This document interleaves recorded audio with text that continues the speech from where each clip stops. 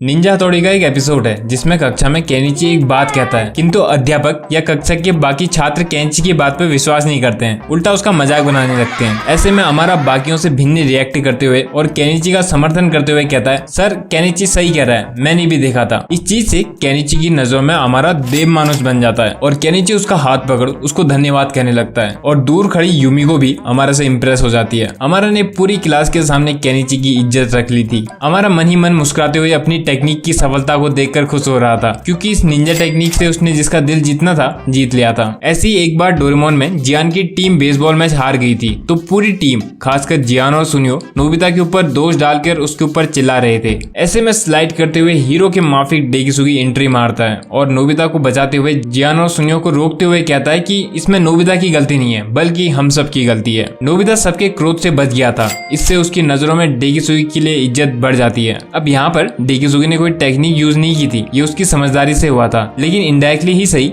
Result same ही रहा। Nobita की नजरों में डेकिसुगी देव मानुष बन गया। ये चीज एकदम ऐसी ही है जैसे पूरी फैमिली आपको किसी गलती के लिए डांट रही हो और ऐसे में आपकी दादी या कोई भी दूसरा सदस्य आपको सबकी डांट से ये कहते हुए बजा लेता है कि माफ कर दो, बच्चा ही है, तो आपके दिल में उस सदस्य के लिए इज्जत बढ़ जाती है, वो आपका फेवरेट मेंबर भी बन जाता है। ऐसे ही टेक्निक्स के बारे में हम बात करने वाले हैं। देखेंगे कैसे आप भी देव मानुष या फिर किसी के फेवरेट पर्सन बन सकते हो। Q&A वाली वीडियो में मैंने कहा था कि एक निंजा टेक्निक वाली सीरीज लेकर आऊंगा, तो वो सीरीज इस वीडियो के साथ शुरू होती है। इस सीरीज में बताई जाने वाली टेक्निक्स आपका अंदर से तो विकास करेंगी, साथ ही आपको सिचुएशन से स्मूथली डील करना भी सिखाएंगी। इनर इंजीनियरिंग, डेवलपमेंट या रियलाइजेशन के लिए ये वाली वीडियो काम आएगी और बाहर दुनिया के लिए ये वाली सीरीज काम आएगी, यानी अंदर से भी मजबूत बाहर से भी मजबूत। इस राजयोग वाली वीडियो में बताए गए स्टेप्स को फॉलो करना आवश्यक है, क्योंकि इस सीरीज में बताई जाने वाली टेक्निक्स को फॉलो करने में अगर कोई एक चीज रुकावट बनती है तो वो है ईगो। सोचो अगर आपके सॉरी बोल देने से कोई सिचुएशन आपके पूरे काबू में आने वाली है, लेकिन ईगो के चलते आप सॉरी ना बोलो तो सिचुएशन तो हाथ से छूट जाएगी ना। इसलिए हमें ईगो को कंट्रोल करना सीखना पड़ेगा और ज्ञान और ध्यान से फॉल्स ईगो छूटने लगता है और हम रियल सेल्फ से कनेक्ट होने लगते हैं। Another point is, in Ninja techniques को यूज करने के लिए आपको अवेयर रहना पड़ेगा, अलर्ट रहना पड़ेगा, ऐसे माइंड में खोए नहीं रहना पड़ेगा, तभी तो आप इनको यूज कर पाओगे। और अवेयर अलर्ट रहने के लिए आपको उन स्टेप्स से डेफिनेटली हेल्प मिलेगी। ये सीरीज आपके कैरेक्टर में 4 चांद लगा देगी, आपको ट्रांसफॉर्म कर देगी। देखो, ज़्यादा तारीफ नहीं करते हैं, अगर ये सीरीज सच में अच्छी होगी तो आपको खुद पता चल जाएगा। इस सीरीज का नाम हमने अमारा की वजह से रखा है। जैसे वो लगता नॉर्मल स्टूडेंट है, भोला वाला बने रहता है, किंतु बहुत सोच समझकर वो कुछ भी बोलता या करता है। वो माइंड में ही लंबा प्लान बना लेता है और फिर सही टाइमिंग आने पे निंजा टेक्निक यूज करता है। वैसे ही हम भी करेंगे। हमारा चैनल कार्टून एनिमे से रिलेटेड रहा है, तो ये नाम सूट भी करेगा। ये टेक्निक्स आपको चालू नहीं बनाएगी बल्कि आपकी समझ विकसित ही करेगी, और इसमें मैं कार्टून्स और एनिमे का एग्जाम्पल लूंगा और आवश्यकता पड़े तो उनको अपने अनुसार चेंज भी कर दूंगा। इसलिए इस सीरीज में जो भी सोर्स की मैं बात करूं उनको कहीं से भी रियल वाले सोर्स से कनेक्ट करने का प्रयास मत करना, ये सिर्फ एक उदाहरण होंगे। सीरीज के साथ साथ हाजिरास के ऊपर वीडियो आती रहेगी और अब से हम शनिवार को कोई नए एनिमे शोज का रिव्यू भी करेंगे, तो अगर कोई एनिमे सजेस्ट करना चाहो तो कर सकते हो। वैसे किसी ने मुझे अटैक ऑन टाइटन जैसा कोई शो सजेस्ट किया है, आप भी कर सकते हो। सभी टेक्निक्स को हम लास्ट में अध्यात्म से जोड़ेंगे, जिससे आपको वो आसानी से समझ आ जाएंगी, और अंत में हम इन टेक्निक्स को प्रेम के धागे में भी पिरोएंगे, जिससे आपको इनको याद करने की जरूरत नहीं पड़ेगी, ये आपके स्वभाव में आ जाएगा। मुझे बहुत दिक्कत होती थी इन टेक्निक्स को याद करने में, लेकिन आपको नहीं होने देंगे। इस सीरीज में टोटल 20 से 25 वीडियो आएंगी और ये सीरीज 4 हिस्सों में डिवाइडेड है। पार्ट 1 में लोगों को हैंडल करने की टेक्निक्स हैं, पार्ट 2 में ways to make people like you, part 3 में लोगों से बात कैसे मनवाएं, और पार्ट 4 सबसे बेस्ट है जो लीडर्स क्वालिटी हैं। अगर आप रीडर हो तो इन टेक्निक्स को कौन सी बुक से लिया है उस बुक का कमेंट्स में नाम बताना। अब वीडियो शुरू करते हैं। Technique 1, don't criticise, condemn, dominate and complain. बहुत सारे एपिसोड में आपने देखा होगा जियान सुनियो से उसका कोई रिमोट कंट्रोल टॉय ले लेता है और उसके बाद जब वो उससे टूट जाता है तो अपनी गलती का भी नहीं मानता है। वो हमेशा ब्लेम किसी दूसरी चीज में डाल देता है। वो कहता है हवा गलत चल रही थी, या फिर तुमने डिस्टर्ब किया तब ये हुआ, या फिर कभी कभी तो कहता है तुम्हारा खिलौना ही खराब था। भले ही उसको पता हो कि गलती उसकी है, लेकिन फिर भी वो कभी अपनी गलती नहीं मानता है। वो हमेशा दूसरों को ब्लेम करेगा, कितना भी सुना लो, डांट लो, फटकार लो, वो नहीं मानेगा। ज्यादा कुछ बोलो तो उल्टा मारपीट में उतर जाएगा। वैसे ही नोबिता के पेरेंट्स उसको कितना भी डांट लें, फटकार लें, वो कभी दिल से पढ़ाई नहीं करता है, बस फॉर्मेलिटी के लिए बैठ जाता है। ये बात सिर्फ नोबिता या जियान की नहीं है, रियल लाइफ में भी ऐसा ही होता है। बड़े से बड़ा अपराध करने के बाद भी व्यक्ति अपनी गलती नहीं मानता, भले ही पॉडकास्ट में आके सफाई दे जाएगा। दो लोग रिलेशन में हैं और कोई एक चीट करते हुए पकड़ा जाए तब भी वो कभी इस बात को नहीं मानेगा। वो हमेशा कुछ ना कुछ बहाने बनाएगा या ब्लेम किसी दूसरी चीज में डालेगा। ऐसा ही ट्रैफिक में भी होता है। कभी कभी तो आप किसी को सबके सामने उसकी गलती बताते हुए डांटते हो और फिर वो कभी ना कभी बुरा बदला लेता है। अपनी गलती मान लेना या अपने ऊपर ब्लेम सिर्फ साहसी लोग ही ले पाते हैं। तो ऐसे में क्या करें? अगर आप सच में चाहते हो सामने वाला सुधरे तो डोंट क्रिटिसाइज। हम सामने वाले को बदल नहीं सकते, इसलिए खुद को बदल लो। जैसे नोबिता, डेकिसुगी, जियान, सुनियो और शिजुका एक टेबल में बैठकर खाना खाने ही वाले थे कि तभी नोबिता के हाथ से पानी का गिलास गिरता है और खाना खराब हो जाता है। तो जो सबसे कॉमन रिएक्शन होगा वो जियान और सुनियो का होगा।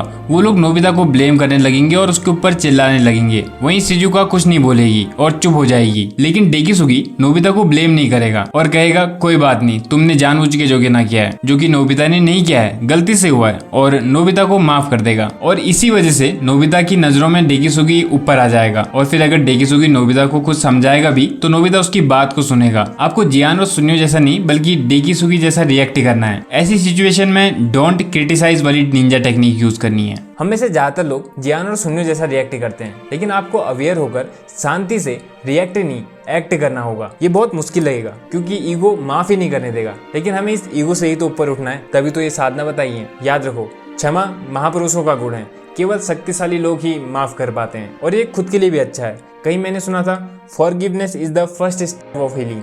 अगर आप किसी को माफ करना चाहते हो लेकिन कर ही नहीं पा रहे हो, अंदर से आ ही नहीं रहा है, तो उसके कुछ कारण होते हैं। एक, जब आप सामने वाले को दिल से अपना नहीं मानते हो। ऐसा तो है नहीं कि आप में माफ करने की शक्ति नहीं है। सेम गलती आपकी क्रश या फैमिली मेंबर करे तो आप उसको माफ कर देते हो, कोई अनजान करे तो आप माफ नहीं कर पाते हो। क्यों?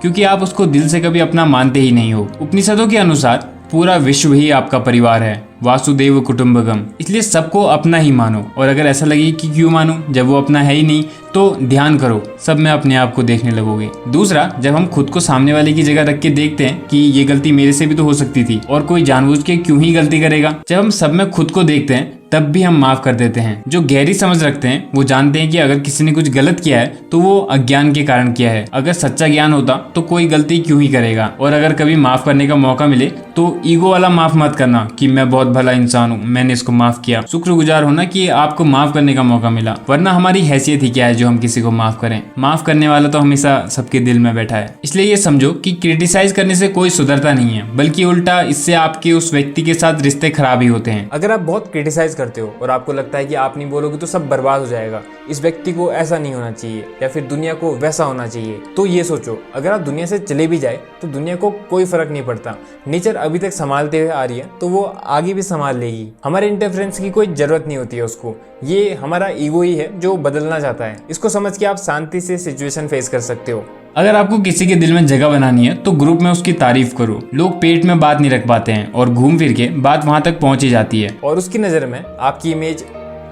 अभी हमने देखा कि डायरेक्ट क्रिटिसाइज नहीं करना है, वैसे ही हमें पीठ पीछे भी क्रिटिसाइज नहीं करना है। ऐसा क्यों? इसका एक कारण तो है कि आप किसी के बारे में अपने ग्रुप में बुरा बोलोगे तो घूम फिर के बात उसके पास पहुंच ही जाएगी और वो फिर आपसे नफरत करने लगेगा। आपका उसके साथ रिलेशन खराब होगा।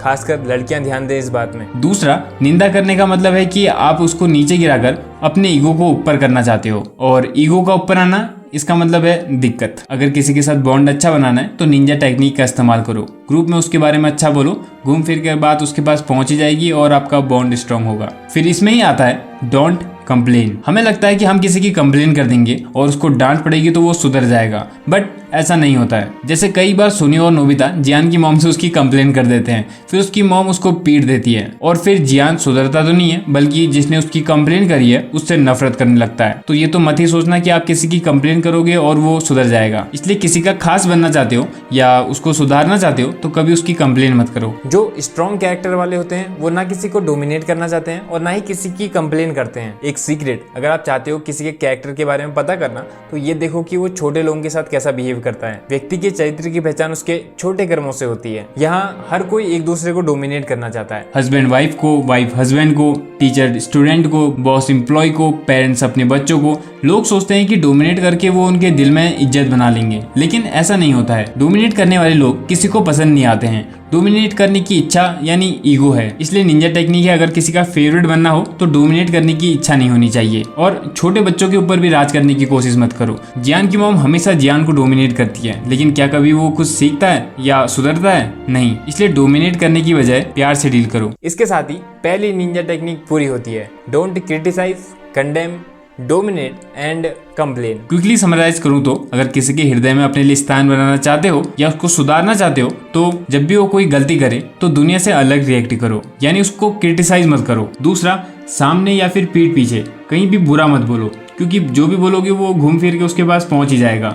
बोलना ही है तो अच्छा बोलो या फिर चुप रहो। और अगर जरूरत पड़ी, जैसा कभी कभी पड़ जाती है, तो इतना ध्यान रखना, कोई भी व्यक्ति अच्छा या बुरा नहीं होता, वो उसकी आदतें होती हैं जो उसको अच्छा या बुरा बनाती हैं। अब इसको स्पिरिचुअली समझते हैं। देखो, शास्त्र भी कहते हैं कि किसी की निंदा मत करो, बुराई मत करो, क्योंकि इससे आपका स्तर गिरता है और आप लोगों को गिराकर खुद को ऊपर दिखाना चाहते हो। खुद को ऊपर रखने की ये भावना ईगो है, और ईगो बॉन्डेज है। इन टेक्निक्स को अपने बिहेवियर में उतारने का तरीका है, सबको अपना मानो, सबको अपने बिलव्ड की तरह ट्रीट करो। इससे होगा क्या, देखो, जिससे लोग प्यार करते हैं उसकी तो 100 गलतियां भी पलक झपकाने से पहले माफ कर देते हैं। दूसरा, वो उसकी कभी बुराई नहीं करते हैं, और अगर करते ही हैं तो सिर्फ तारीफ। और तीसरा, कंप्लेन करने का तो कोई मतलब ही नहीं बनता है। यानी सब में अपने बिलव्ड को देखोगे तो ये टेक्निक खुद से यूज हो जाएगी। एक लास्ट चीज और, अध्यात्म में सभी चीजें अपने लिए होती हैं। किसी को माफ करने से उसका फायदा नहीं होता है, बल्कि हमारा अपना ही फायदा होता है। आपके दिल में इससे किसी के लिए नफरत नहीं रहती है, और जब नफरत नहीं रहती है तो हृदय साफ होता है,